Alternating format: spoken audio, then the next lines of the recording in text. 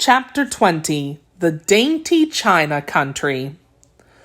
While Tin Woodman was making a ladder from wood which he found in the forest, Dorothy lay down and slept, for she was tired by the long walk.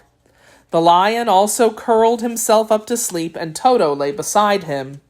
The Scarecrow watched the woodman while he worked, and said to him, "I cannot think while this wall is here, nor what it is made of." "Rest your brains and do not worry about the wall," replied the woodman. "When we have climbed over it, we shall know what is on the other side." After a time, the ladder was finished. It looked clumsy, but the Tin Woodman was sure it was strong and would answer their purpose. The Scarecrow waked Dorothy and the lion and Toto and told them that the ladder was ready. The Scarecrow climbed up the ladder first, but he was so awkward that Dorothy had to follow close behind and keep him from falling off. When he got his head over the top of the wall, the Scarecrow said, "Oh, my!" "Go on," exclaimed Dorothy.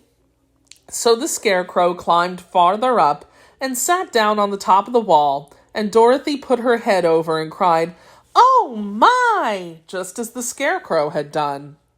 Then Toto came up and immediately began to bark, but Dorothy made him be still. The lion climbed the ladder next, and the Tin Woodman came last, but both of them cried, "Oh my," as soon as they looked over the wall. When they were all sitting in a row on the top of the wall, they looked down and saw a strange sight. Before them was a great stretch of country having a floor as smooth and shining and white as the bottom of a big platter. Scattered around were many houses made entirely of china and painted in the brightest colors.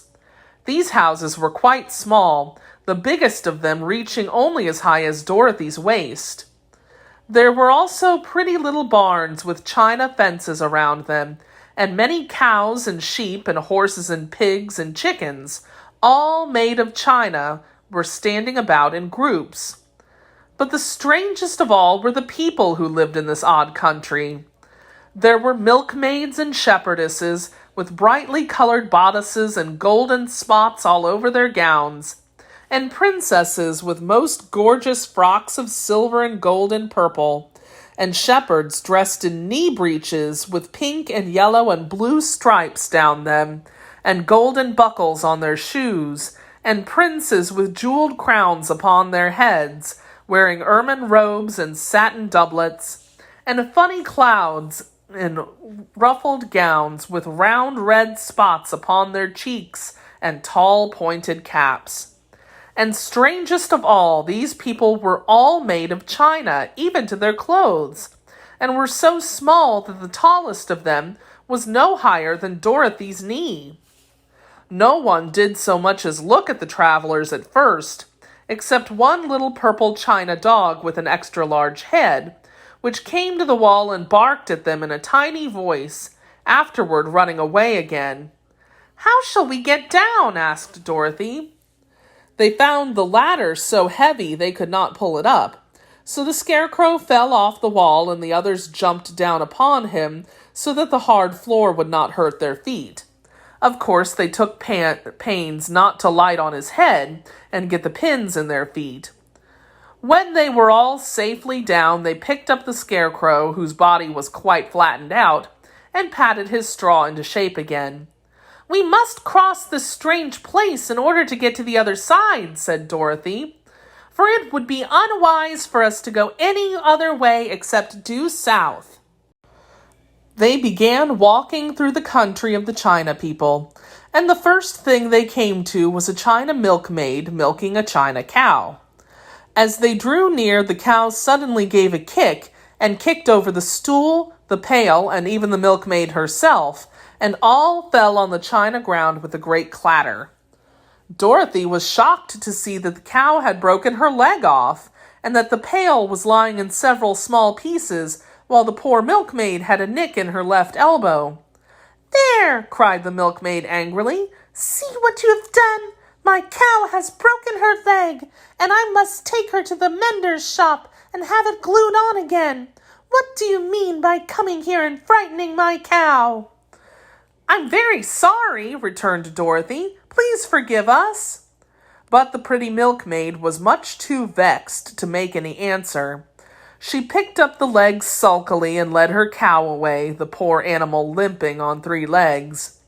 As she left them, the milkmaid cast many reproachful glances over her shoulder at the clumsy strangers, holding her nicked elbow close to her side. Dorothy was quite grieved at this mishap. "We must be very careful here," said the kind-hearted woodman, "or we may hurt these pretty little people so that they will never get over it." A little further on, Dorothy met a most beautifully dressed young princess, who stopped short as she saw the strangers and started to run away. Dorothy wanted to see more of the princess, so she ran after her, but the China girl cried out, "Don't chase me! Don't chase me!" She had such a frightened little voice that Dorothy stopped and said, "Why not?" "Because," answered the princess, also stopping a safe distance away, "if I run, I may fall down and break myself." "But could you not be mended?" asked the girl. "Oh, yes, but one is never so pretty after being mended, you know," replied the princess. "I suppose not," said Dorothy. "Now there is Mr. Joker, one of our clowns," continued the China lady, "who is always trying to stand upon his head. He has broken himself so often that he is mended in 100 places and doesn't look at all pretty. Here he comes now, so you can see for yourself." Indeed, a jolly little clown came walking toward them, and Dorothy could see that in spite of his pretty clothes of red and yellow and green, he was completely covered with cracks, running every which way and showing plainly that he had been mended in many places. The clown put his hands in his pockets, and after puffing out his cheeks and nodding his head at them saucily, he said, "My lady fair, why do you stare at poor old Mr. Joker? You're quite as stiff and prim as if you'd eaten up a poker." "Quiet, sir," said the princess. "Can't you see these are strangers and should be treated with respect?" "Well, that's respect, I expect," declared the clown, and immediately stood upon his head. "Don't mind Mr. Joker," said the princess to Dorothy. "He is considerably cracked in his head, and that makes him foolish." "Oh, I don't mind him a bit," said Dorothy. "But you are so beautiful," she continued, "that I am sure I could love you dearly. Won't you let me carry you back to Kansas and stand you on Aunt Em's mantle? I could carry you in my basket." "That would make me very unhappy," answered the China princess.